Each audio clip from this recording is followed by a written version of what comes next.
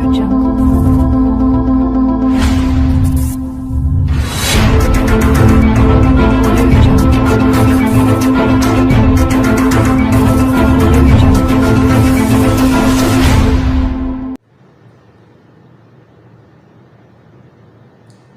Friends, आज की class में हम लोग देखेंगे ट्रिग्नोमेट्री। ये जो ट्रिग्नोमेट्री आपका टॉपिक है, ये किसी भी एग्जाम के लिए सबसे इंपॉर्टेंट टॉपिक होता है। इससे डेफिनेटली आपके डिफरेंट टाइप के क्वेश्चंस बनते हैं, कुछ छोटे छोटे, कुछ ट्रिकी क्वेश्चन और कुछ आइडेंटिटी पर बेस्ड क्वेश्चन।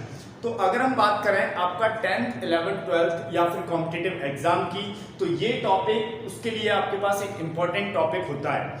इसके जो ट्रिक्स हैं वो प्रॉब्लम होती है आपको सॉल्व करने में, क्वेश्चन को ये समझने में कि हम कौन सी आइडेंटिटी को किस तरीके से अप्लाई कर सकते हैं, कहां पर यूज कर सकते हैं और इन वैल्यूज को हम कैसे याद कर सकते हैं। देखिए, क्वेश्चन में डायरेक्ट वैल्यू सब्स्टिट्यूट होती है या डायरेक्ट आइडेंटिटी यूज होती है, पर बच्चों को वो आइडेंटिटी याद नहीं होती कि हम इस आइडेंटिटी को किस तरीके से उसमें अप्लाई करके देखेंगे। तो आज की क्लास में हम इसमें छोटी से छोटी चीजों पर भी गौर करेंगे कि आप किस तरीके से आइडेंटिटीज को बना सकते हैं, कैसे उनको याद कर सकते हैं। तो सबसे पहले मैं ट्रिग्नोमेट्री की अगर बात करूं तो मैं बेसिक कॉन्सेप्ट से स्टार्ट करता हूं कि ट्रिग्नोमेट्री का मतलब होता क्या है। ठीक है, तो हम बात करते हैं सबसे पहले ये जो वर्ड है आपका ट्रिग्नोमेट्री, इसमें आपके पास ये तीन चीजों से मिलकर बना हुआ है। फर्स्ट है आपके पास ट्राई। ट्राई का मतलब सभी को पता होता है, ट्राई मींस हो गया भैया 3 गोनो। यहां पर ये क्या जाएगा आपका, या आप इसको एंगल के बेसिस पे देख सकते हैं या साइड के बेसिस पे देख सकते हैं। ठीक है, ये हम एक टर्मिनोलॉजी यूज करते हैं इसके लिए पर्टिकुलर। अब जो मेट्री है, मेट्री का मतलब सभी को पता है मेजरमेंट। ये क्या होता है भैया, मेजरमेंट।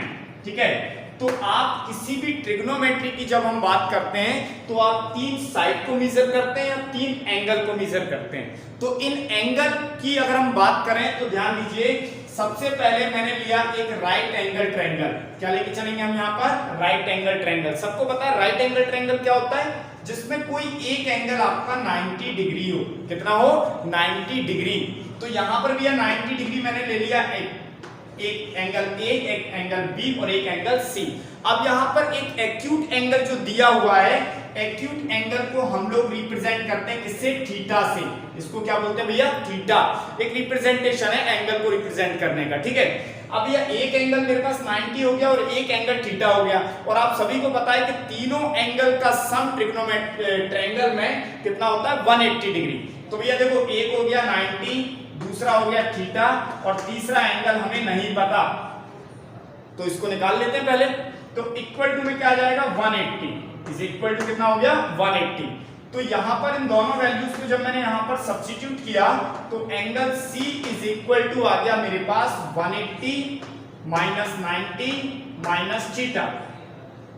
तो ये हुआ angle C is equal to 90 minus theta.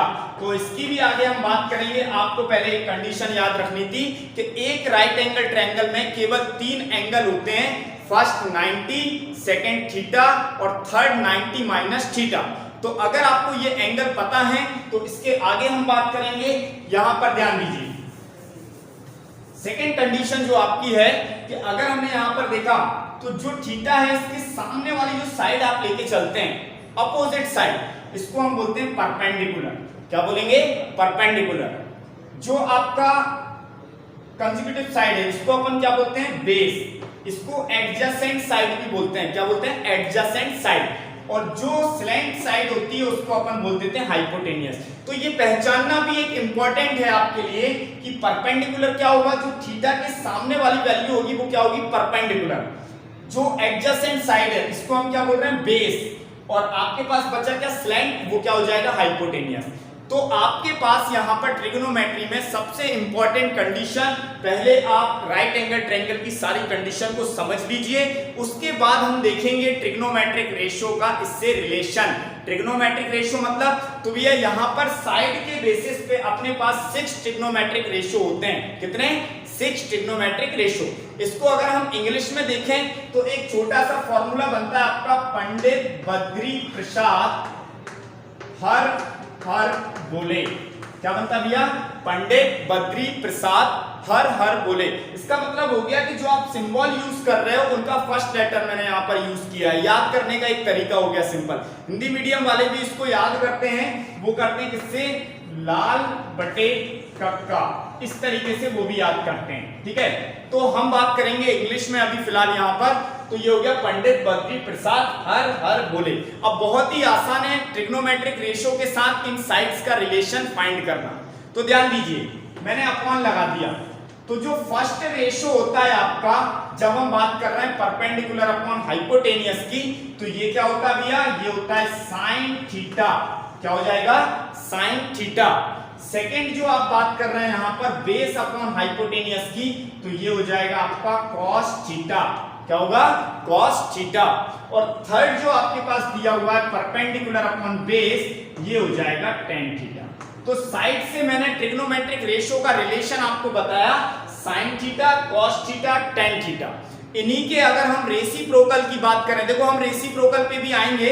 Reciprocal की अगर बात करें तो टेन का रेसिप्रोकल हो जाता है कॉट, कॉस का होता है भैया सेक।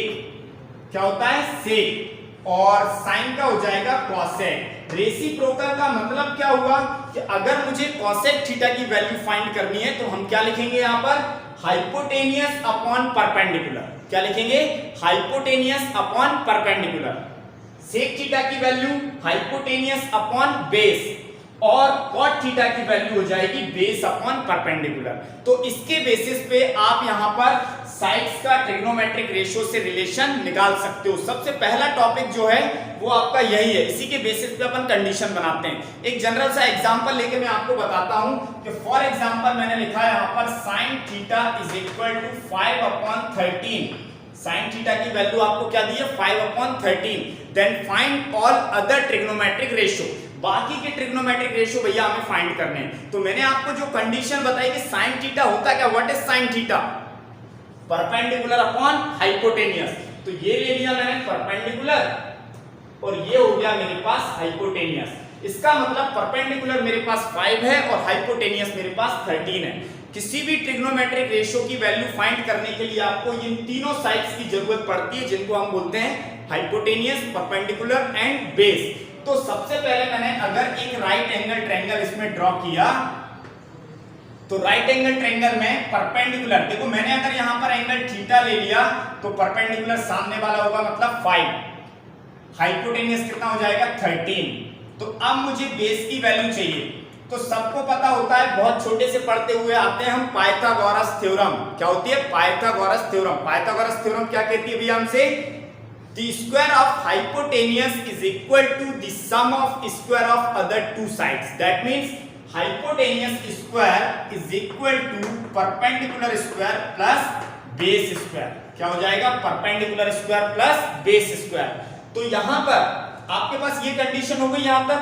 अब ध्यान से देखना, हाइपोटेनियस 13 है तो 13 का स्क्वायर हो गया 169। परपेंडिकुलर मेरे पास 5 है तो 5 का स्क्वायर हो गया 25, और ये आ गया आपका बेस। क्या मिल गया आपको, बेस। तो इसको मैंने इस साइड सब्स्टिट्यूट किया तो 169 में से 25 माइनस करना आसान होगा, ये आ जाएगा 144, और ये मिल जाएगा आपको बेस स्क्वायर। इसका मतलब बेस इज इक्वल टू कितना आ गया, 12। 144 किसका स्क्वायर होता है भैया, 12। बड़े आसानी से निकाल सकते हैं। लास्ट क्लास में हम लोगों ने स्क्वायर रूट निकालना सीखा है, मेरी पुरानी वीडियो में आप लोग देख सकते हैं कि अपन इस तरीके से स्क्वायर रूट फाइंड कर लेते थे। तो फिलहाल बेस की वैल्यू जैसे ही 12 आ गई, तो अब आपको क्या पूछा गया था, अदर ट्रिग्नोमेट्रिक रेशियो। तो देखो मैं यहां पर बताता हूं आपको, कॉसेक की वैल्यू क्या हो जाएगी, कॉसेक होता है हाइपोटेनियस अपॉन परपेंडिकुलर। हाइपोटेनियस है मेरे पास 13, परपेंडिकुलर है 5, 13/5। सेक थीटा, सेक थीटा क्या होता है, हाइपोटेनियस अपॉन बेस।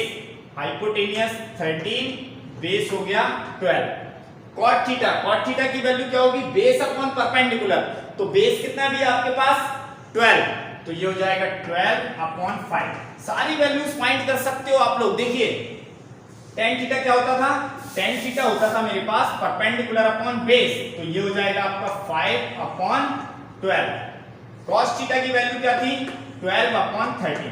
तो इस तरीके से आप ट्रिग्नोमेट्रिक रेशियो का साइड से रिलेशन बड़े आसानी से फाइंड कर सकते हैं। कोई भी वैल्यू आपको गिवन हो ट्रिग्नोमेट्रिक रेशियो की, तो पहले आप उसको कंपेयर करें अकॉर्डिंग टू पंडित बद्री प्रसाद हरर बोले। इस कंडीशन को आप लोग याद रखेंगे और उसके बाद राइट एंगल ट्रायंगल में कंडीशन अप्लाई करके आप बड़े आसानी से इसको सॉल्व कर सकते हैं। तो ये कंडीशन होती है आपकी ट्रिग्नोमेट्रिक रेशियो का, जब आप साइड से रिलेशन चेक करते हैं तब। ये आपका फर्स्ट टॉपिक यहां तक क्लियर है, इसके बेसिस पे आप लोग क्वेश्चन सॉल्व कर सकते हैं। अब हम बात करेंगे हमारे टॉपिक 2 की, जो सबसे इंपॉर्टेंट है, और वो है आपके पास आइडेंटिटी। तो आइडेंटिटी बनाने का और याद करने का जो तरीका है मैं वो आप लोगों से डिस्कस करूंगा। तो ध्यान दीजिए, आइडेंटिटी में फर्स्ट आइडेंटिटी आपके पास SC, second ST, third CC। SC, ST, CC जो हमने सिंबल यूज किए हैं ताकि आप लोगों को आइडेंटिटी आसानी से याद हो जाए। तो फर्स्ट आइडेंटिटी है मेरे पास स्क्वायर आइडेंटिटी। स्क्वायर आइडेंटिटी का मतलब क्या हो गया कि सभी में स्क्वायर आएगा, सभी में स्क्वायर आएगा। तो फर्स्ट आइडेंटिटी होती है मेरे पास sine square theta plus cos square theta is equal to 1। Sine square theta plus cos square theta is equal to 1। देखिए थीटा तो आप एक एक्यूट एंगल लेते हैं, इसकी जगह कोई भी वैल्यू हो सकती है। हो सकता है आपसे बोल दिया जाए sine square A plus cos square A is equal to 1। ध्यान देने वाली बात यह है कि यहां पर जो एंगल है वो दोनों सेम रहेंगे, तभी आप ये आइडेंटिटी अप्लाई कर सकते हैं। Sine square theta plus cos square theta is equal to 1, इसलिए मैंने इस आइडेंटिटी को नाम दिया SC, S और ये C, ठीक है। लेकिन क्वेश्चन में आइडेंटिटी डायरेक्ट कभी यूज नहीं होती, क्वेश्चन में आइडेंटिटी अलग तरीके से यूज होती है। तो वो किस तरीके से हम बना सकते हैं उस पर ध्यान दीजिए। फर्स्ट आइडेंटिटी अगर आपके पास कभी आता है 1 माइनस साइन स्क्वायर थीटा, मैंने क्या किया, साइन को इस साइड शिफ्ट कर दिया, तो ये हो जाएगा cos square theta. 1 minus sign square theta क्या होगा, कॉस स्क्वायर थीटा।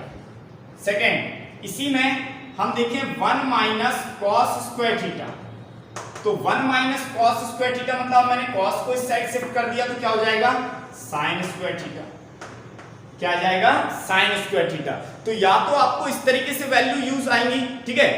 और भी अगर अपन कंडीशन देखें तो इनमें अंडर रूट लगा दो आप, तो sine theta is equal to क्या हो जाता है, sine theta is equal to हो जाएगा under root 1 minus cos square theta. क्या हो जाएगा, 1 माइनस कॉस स्क्वायर थीटा, ठीक है।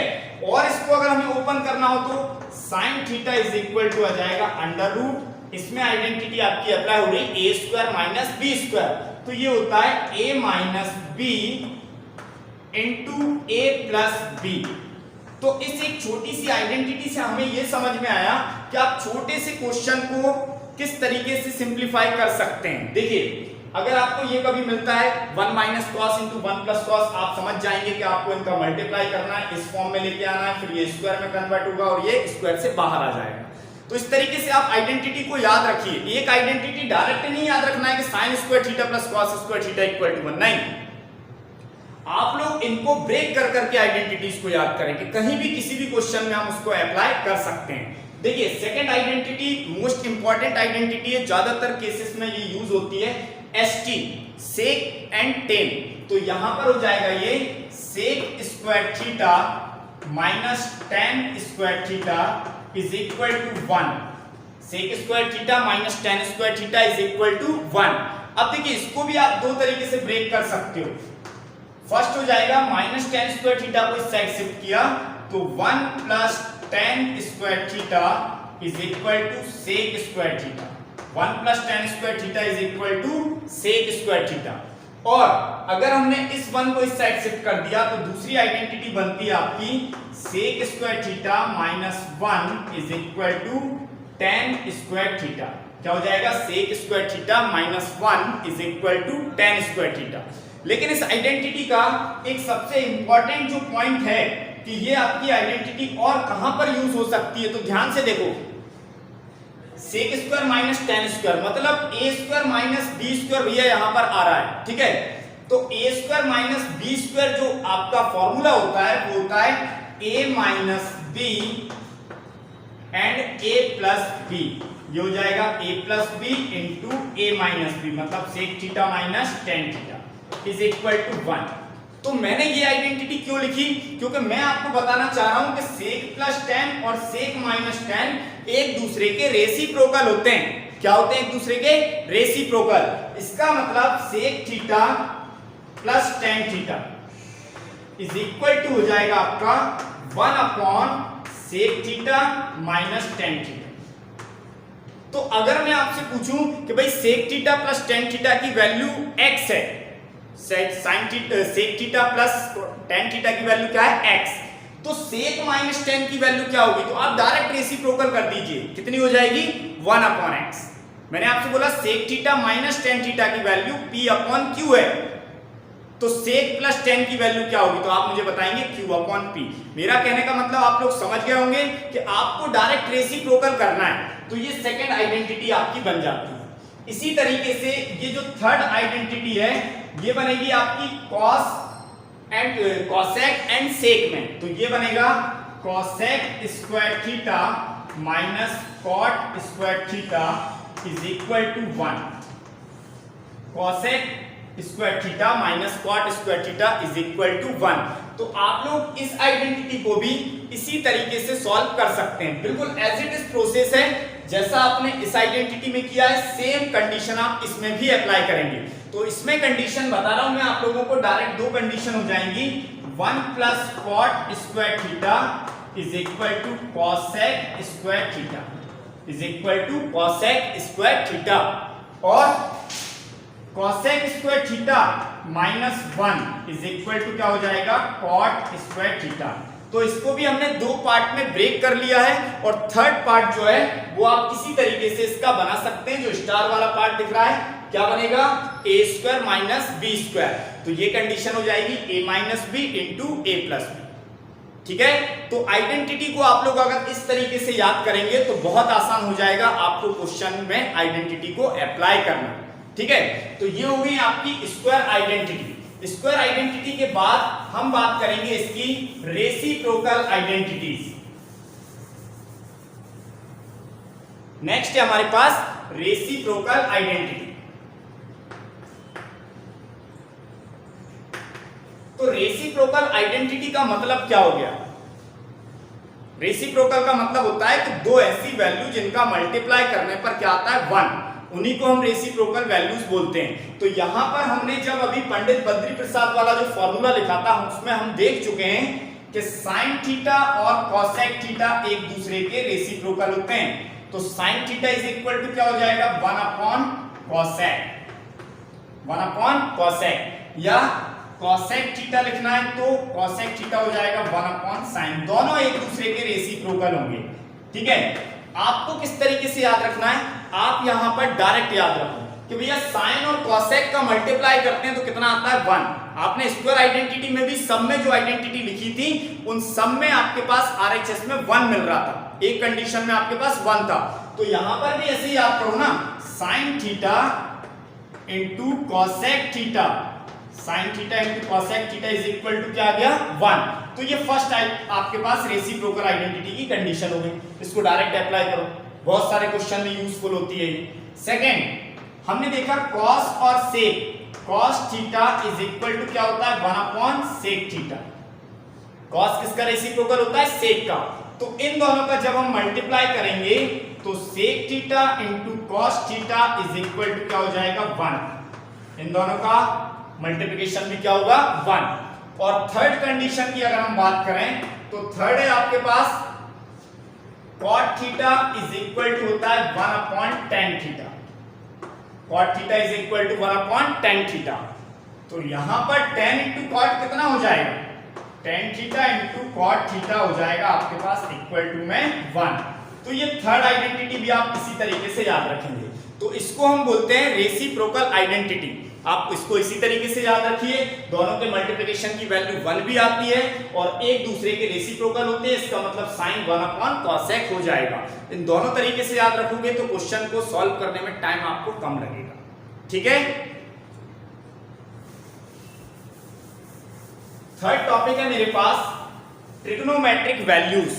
थर्ड टॉपिक क्या है आपके पास? Trigonometric values. हालांकि ट्रिग्नोमेट्रिक वैल्यूज की अगर हम बात करें तो वो आपके पास 0 डिग्री से लेके इवन नेगेटिव डिग्री से लेके पॉजिटिव डिग्री तक कोई भी हो सकती है, लेकिन हमारे पास जो बेसिक वैल्यूज होती हैं वो होती है 0 डिग्री से लेके 90 डिग्री तक, 0 से लेके 90 तक। ठीक है, तो सबसे पहले हमने बात की यहाँ पर हमारे पास जो ट्रिग्नोमेट्रिक रेशियो होते हैं sine theta, cos theta, tan theta, sine cos tan, cot sec cosec,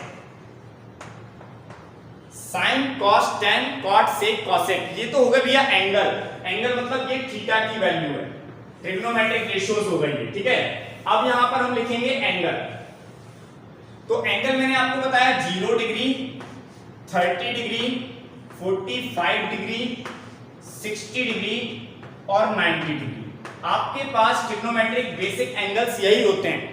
next class में मैं इससे आगे भी डिस्कस करूंगा, लेकिन फिलहाल कंडीशन में आज यहां पर 0 से लेकर 90 डिग्री तक के एंगल देखेंगे। सबसे पहले आप सीखेंगे कि ट्रिग्नोमेट्रिक टेबल बनाते कैसे हैं, लेकिन मैं आप लोगों को सजेस्ट करूंगा कि आप लोग ये ट्रिक सीखने के बजाय आप इसको डायरेक्ट याद रखें तो बहुत अच्छा होगा, क्योंकि ट्रिग्नोमेट्रिक वैल्यूज डायरेक्ट यूजफुल होती हैं आपकी। इस तरीके से टेबल बनाकर उस क्वेश्चन को सॉल्व करना बहुत ज्यादा टाइम ले जाता है उसमें। ठीक है, तो सबसे पहले हम तरीका सीख रहे हैं कि कैसे बनाते हैं। देखिए मैंने यहां पर लिखा 0 1 2 3 4, हमने 0 से स्टार्ट किया, 4 पे एंड हो गया, 0 1 2 3 4, जहां पर एंड हुआ था उसी नंबर से सभी को डिवाइड कर दिया, 4 से हमने सभी को डिवाइड कर दिया। फर्स्ट इस साइड गए, सेकंड वापस आए, थर्ड फिर इस साइड जाएंगे। थर्ड प्रोसेस अंडर रूट लगा दो सभी में, क्या लगा दीजिए अंडर रूट। फिर से सुनिए प्रोसेस 0 1 2 3 4 डिवाइड बाय 4 और थर्ड सब में अंडर रूट लगा दिया। अगर आप यहां तक कर लेते हैं तो आपकी पूरी टेबल बन जाएगी। ठीक है, देखिए 0/4 कितना है, 0/4 आ गया भैया 0, क्या मिल जाएगा आपको 0। नेक्स्ट 1/4 है, सिंपलेस्ट फॉर्म में है तो ये आ जाएगा आपका 1/2। थर्ड सिंपलेस्ट फॉर्म में नहीं है तो पहले आप इसको करेंगे 2 1 2 2 2 4, 1 का अंडर रूट तो 1 ही होता है, 2 का क्या हो जाएगा अंडर रूट 2, तो ये आ गया भैया आपके पास अंडर रूट 2, 1/√2। अब यहां पर देखिए 3 का हो जाएगा √3 और 4 का हो जाएगा 2, तो ये आ गया आपके पास √3/2 और 4/4 तो हो गया भैया 1, कितना आ गया 1। बस आपको ये फर्स्ट लाइन साइन की कंप्लीट करनी है, उसके बाद आप पूरी टेबल बड़े आसानी से बना सकते हैं। ध्यान दीजिए, साइन की टेबल कंप्लीट हो गई, इसको रिवर्स कर दो, कॉस की बन जाएगी। रिवर्स किया मैंने, ध्यान से देखो 1 √3/2, 1/√2, 1/2 एंड 0, तो ये बन गई आपकी कॉस। अब मैंने एक जो अभी आपको रेसिप्रोकल आइडेंटिटी बताई थी, उसके लिए आप एक कंडीशन याद रखेंगे कि tan थीटा जो होता है इसका सिंपलेस्ट फॉर्म होता है आपका sin/cos। क्या होता है sin/cos, ये यहां पर जरूरी था इसलिए मैंने आपको यहां पर फॉर्मूला बताया। तो इसी तरीके से cot क्या हो जाएगा, तो cot हो जाएगा आपका cos θ/sin θ। क्या होगा cos θ/sin θ। ठीक है, तो यहां पर आपने जब फॉर्मूला बना रहे थे तो मैंने साइन और कॉस की वैल्यू फाइंड कर ली। अब आपको tan निकालना है, तो tan क्या करोगे sin/cos, करते जाइए sin/cos की वैल्यू 0/1 0, इसको करेंगे हम डिवाइड तो 2 से 2 कैंसिल, 1/√3, ये 1/√2 1/√2 आ रहा है तो ये कितना हो जाएगा 1, ये 2 से 2 कैंसिल √3 और ये हो जाएगा आपका 1/0। वैसे तो इनफाइनाइट लिखते हैं हम, या हम इसको लिख सकते हैं नॉट डिफाइंड। इनफाइनाइट कोई वैल्यू नहीं है अभी फिलहाल, तो अपन उसको क्या लिखेंगे नॉट डिफाइंड। चलिए तो साइन कॉस tan मेरा कंप्लीट हो गया है। नेक्स्ट आते हैं हम कॉट पर। तो आप सभी को पता है कॉट सेक कॉसेक क्या होते हैं, रेसिप्रोकल होते हैं, जो अपने प्रीवियस 3 ट्रिग्नोमेट्रिक रेशियो हैं उनके। ठीक है, तो अगर हम इनका रेसिप्रोकल लेके चलते हैं, मतलब 1/, करना है आपको, क्या करना है 1/, और जो ऑलरेडी P/Q के फॉर्म में दिया उसको पलट दो। मेरा कहने का मतलब है अगर कोई वैल्यू 2 दी है तो इसका रेसिप्रोकल क्या होगा 1/2, और अगर कोई वैल्यू दी है आपको 3/2 तो इसका रेसिप्रोकल हो जाएगा 2/3। ये इस तरीके से अपन रेसिप्रोकल बनाएंगे। तो ध्यान दीजिए, फर्स्ट 0 है, 1/0 क्या हो जाएगा, नॉट डिफाइंड। 1/√3 है तो √3/1, 1 है तो 1 का क्या रहेगा, 1 ही रहेगा, ये 1/√3। अब ये जो वैल्यू है आपकी नॉट डिफाइंड, तो इसको अगर आप रिवर्स करेंगे तो ये क्या मिल जाएगा आपको, 0। क्या मिल जाएगा, 0। क्यों, क्योंकि 1/नॉट डिफाइंड लिख रहे हो आप लोग, या एक तरीका है हमारे पास कॉट निकालना है तो अपन cos/sin करते हैं। cos कितना है, 0, sin कितना है, 1, 0/1 कितना होता है, 0। चलिए sec की वैल्यू किसकी रेसिप्रोकल होती है, cos की, तो निकालते हैं हम यहां पर 1/1 कितना हो जाएगा, 1, ये 2/√3, ये हो गया √2, 2/1 मतलब 2, और ये हो जाएगा 1/0 नॉट डिफाइंड। 1/0 क्या हो जाता है, नॉट डिफाइंड। लास्ट cosec किसका रेसिप्रोकल है, sin का, करो 1/0 नॉट डिफाइंड, ये 2, 1/√2 √2, डायरेक्ट रिवर्स 2/√3, और 1/1 करेंगे तो ये हो जाएगा 1/1 में क्या हो जाएगा, 1। तो सिंपल ये आपकी टेबल बन गई। 5 से 10 मिनट लगेगा आपको टेबल बनाने में भी, लेकिन मैंने आपको सजेस्ट किया था कि आप डायरेक्ट वैल्यू याद रखो। डायरेक्ट वैल्यू का मतलब क्या होता है, मैंने आपसे पूछा tan 30, तो tan 30 की वैल्यू क्या है, 1/√3, डायरेक्ट याद होना चाहिए। sec 45, तो sec 45 की वैल्यू क्या है, 1। हमने आपसे बोला cot 60 की वैल्यू क्या आ रही है, 1/√3। तो इस तरीके से आप लोग यहां पर वैल्यू को याद करेंगे। तो ये एक सबसे इंपॉर्टेंट टॉपिक है, ट्रिग्नोमेट्रिक वैल्यूज। ये डायरेक्ट क्वेश्चन आते हैं, आपको ट्रिग्नोमेट्रिक वैल्यूज याद है तो आप सब्स्टिट्यूट करिए और आंसर मिल जाएगा। इसकी कुछ इंपॉर्टेंट जो चीजें हैं मैं वो आप लोगों को बता रहा हूं। फर्स्ट कंडीशन, साइन थीटा और कॉस थीटा, साइन थीटा और कॉस थीटा की हम बात करें मिनिमम वैल्यू की, साइन थीटा की मिनिमम वैल्यू और मैक्सिमम वैल्यू। साइन थीटा की मिनिमम वैल्यू होती है 0 और मैक्सिमम वैल्यू होती है आपकी, मैक्सिमम वैल्यू 1। मतलब साइन थीटा की वैल्यू कभी भी 1 से ज्यादा नहीं हो सकती, 0 से कम नहीं हो सकती। अब कई बार क्या होता है कि नेगेटिव वैल्यू भी आ जाती है, तो भैया हम जो काम कर रहे हैं अभी 0 डिग्री से लेके 90 डिग्री तक कर रहे हैं, यहां तक कोई नेगेटिव वैल्यू नहीं होती है, तो उसी के अकॉर्डिंग हम यहां पर बात करेंगे। फर्स्ट पॉइंट था साइन थीटा और कॉस थीटा की मिनिमम वैल्यू क्या होती है, 0 और मैक्सिमम वैल्यू क्या होती है, 1। tan थीटा की कोई मैक्सिमम वैल्यू असाइन नहीं है, tan थीटा की कोई भी वैल्यू हो सकती है, ठीक है, लेकिन साइन कॉस की वैल्यू फिक्स है। सेकंड पॉइंट, जब थीटा की वैल्यू इंक्रीज होती है, थीटा की वैल्यू क्या होती है, इंक्रीज, जैसे जैसे थीटा की वैल्यू बढ़ती जाती है एंगल की, तो साइन थीटा की वैल्यू भी इंक्रीज होती जाती है। साइन थीटा की वैल्यू क्या होती है, इंक्रीज। देख सकते हैं आप लोग 0 डिग्री से लेके अगर 90 डिग्री तक हम लेके जाएं तो साइन थीटा की वैल्यू कंटिन्यूअसली इंक्रीज हो रही है। यहां पर कॉस के केस में चेंज हो जाएगा। अगर थीटा की वैल्यू आपकी, यहीं पर लिख देता हूं मैं, अगर थीटा की वैल्यू इंक्रीज होती है तो कॉस थीटा की वैल्यू क्या होती है, डिक्रीज। अपोजिट कंडीशन चलती है, sine theta increase, cos theta decrease, ठीक है। चलिए थर्ड इसका पॉइंट है कि एक एंगल थीटा जो होता है 45 डिग्री, थीटा की वैल्यू क्या हो, 45 डिग्री, तो यहां पर साइन थीटा और कॉस थीटा दोनों क्या होते हैं, इक्वल। साइन थीटा और कॉस थीटा कब इक्वल होते हैं, तो भैया जब थीटा की वैल्यू 45 डिग्री हो तब साइन थीटा और कॉस थीटा दोनों क्या होते हैं, इक्वल, ठीक है। अब एक और इसमें पॉइंट है, कंफ्यूजिंग क्वेश्चन बनता है आपका, sine theta plus cos theta, sine theta plus cos theta की अगर मैं आपसे मैक्सिमम वैल्यू पूछता हूं, क्या पूछते हैं हम इसकी, मैक्सिमम वैल्यू, ठीक है। तो बहुत कंफ्यूजन होता है इसमें भी कि 0 होगी, 1 होगी, 2 होगी। बच्चे क्या करते हैं इसमें मैक्सिमम केसेस में कि यहां पर साइन थीटा की मैक्सिमम वैल्यू होती है 1, कॉस थीटा की मैक्सिमम वैल्यू होती है 1 और आंसर आ गया 2, मैक्सिमम आंसर मुझे ये मिलता है। तो मैं आपको बता दूं, मैंने आपको स्टार्टिंग में बोल दिया है कि जो एंगल आप ये लेके चल रहे हो वही आपको सेम लेना है। अगर आप बात कर रहे हैं कि साइन थीटा की मैक्सिमम वैल्यू 1 होती है तो किस एंगल पर होती है, 90 डिग्री पर, तो आपको यहां अगर साइन थीटा लेना है साइन 90 तो कॉस भी 90 लेना पड़ेगा,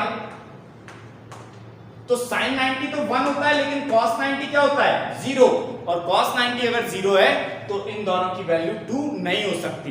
तो मैं आपको बता दूं ये sin थीटा और cos थीटा की अगर मैक्सिमम वैल्यू आपको फाइंड करनी है तो वो होगी 1/√2 प्लस 1/√2।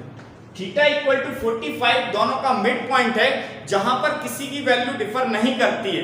आपको पता है साइन की वैल्यू को इंक्रीज करोगे तो कॉस की वैल्यू डिक्रीज होगी, लेकिन एक पॉइंट ऐसा है जहां पर दोनों की वैल्यू सेम होती है।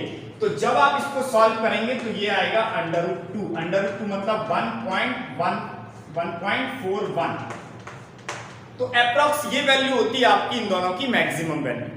ठीक है, तो आज की क्लास में हमने यहां पर ट्रिग्नोमेट्रिक रेशियो का साइड से रिलेशन देखा।